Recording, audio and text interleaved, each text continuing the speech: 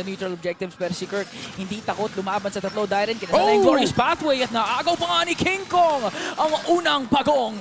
At ito yung sinasabi natin para sa Onyx Philippines. Gusto nila si King Kong maka-first blood bago mag 3 minutes. At mukhang si Dairen naman yung habol dito ng Onyx Philippines. Makakatakas ba yung kabayo? At nakasipa pa si Brusco! Nasipa niya si Rins! Double kill para kay King Kong! And will that be a third? It is! Triple kill para sa The Beast! Nakakamiss makita na ganito kaaga, ganito ako sa nagtatago, pero si Brusco walang takot. Talaga namang sinipa pa rin si Idok. Ito ba yung pinagpalit nyo sa akin? Pero si Idok bumabalik. Hindi naman tumama yung Spear of Destruction ngayon, pero wala pa naman namamatay. Nakubo King Kong, nahabol niya doon si Brusco, pero nakatakas pa rin naman si Brusco. Susujin pala, pero si King Kong, inahabol ngayon si Sutsujin. Nakapag-shadow out. Teka lang, may si Super Friend tutok pa, pero si Sutsujin pala ang nawala sa mapa. 5 kamote pa rin para sa Onyx Philippines. Matagal na With the Suyo, talagang sulit na sulit yung early game dahil si Kurt, It's a toy. maski si Kurt na ako inipit.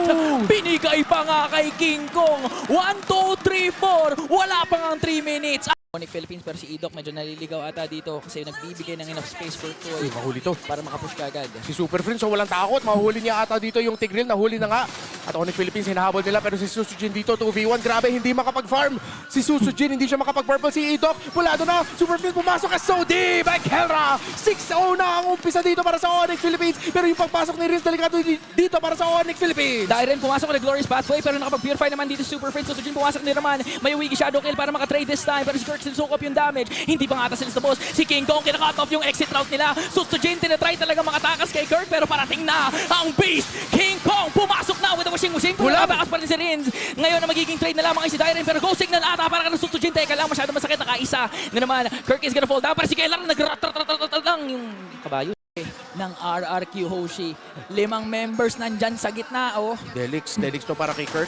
Pero pulado si Rins. Papasok na kagad dito si Kirk. Yung heal to sa likod. So dito tama pero papasok pa dito si Kelra. Pumasok na nga full on team fight pero si Kirk ata yung maiwan dito. Super Friends binigyan masyado. Isusujin na kailangan mag-back ng Onyx Philippines. Dahil nabigyan si Super Friends, hindi Dairen, na-force out na ang kanyang Glorious Pathway sa Brusco galing sa likod. Nasipa niya si Susujin. Pero nakapag-uwig Shadow Kill. Hindi naman tumama yung Spirit Destruction. Nakuha pa nga ni Susujin yung third. Brusco ata ang mapupuruan dito. And a quick response from RRQ. ito yung sinasabi natin para sa RQ Hoshi, yung counter play nila, counter go at Onyx Philippines. Kailangan nila alagaan yung torre nila sa gitna ng mapa. RQ Hoshi, hindi pa sila bibitaw. Super Prince King Kong nandito. Meanwhile, si Kelra nagtatra. Onyx Philippines, slow take. RRQ Hoshi, yung top lane nila pinupush doon ni Kelra.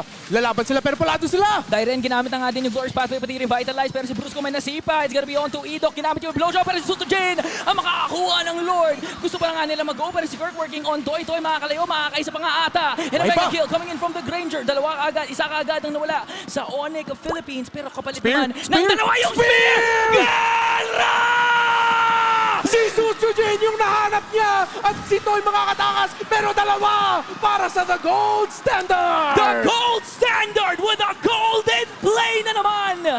Turn things around! RRQ Hoshi, sa inyo na yung Lord pero double check kayo sa base nyo dahil 4 yung nagtutulak. 3 na lamang ang natitira at makakabasag ng inhibitor. Ang Onyx hindi pa tapos si Kelra! Grabe! Galit na galit si Kelra ngayon! Shutdown kay Toy! Mega kill para sa The Gold Standard! Godlike kay King Kong at Onyx Philippines! Isang play! Isang moment na paikot nila yung laban! Kahit anong torneo pa to, pag si Kelra ang naglalaro, kailangan nyo siyang respetuin. And Onyx Philippines, wala nang Lord. Minions onto the middle lane. Si Idong nakapag-setup dito, pero magiging sapat ba yun dahil si Kelra nakakaisa na naman?